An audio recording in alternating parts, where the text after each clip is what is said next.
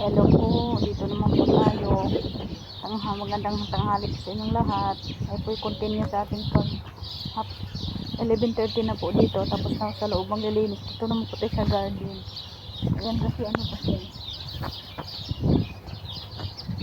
Ayan po kailangan na po siyang tapusin para papatay na po yung tubig. 11:30 na po dito lang tanghali. Ayan po. Doon banda dito, di ba siya masyadong basa. Ayun po, sobrang init na po sa mata yung init. Kailangan ko muna to. Ito yung ating inalagaan dito araw-araw.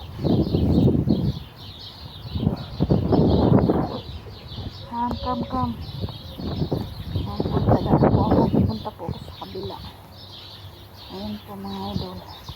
Pag natapos po sa loob, dito na po sa labas, lilipat na tayo. Dahil ang dami pong gagawin. Siguro pag maghapon dito, magdamag, hindi matapos-tapos yung trabaho. Ayan pong buhay dito. Yan po sa inyo. Thank you for watching. Tuloy muna ako dahil meron pa po doon sa kabila. Doon sa kabilang area. May host pa po doon. Thank you for watching po. Bye bye.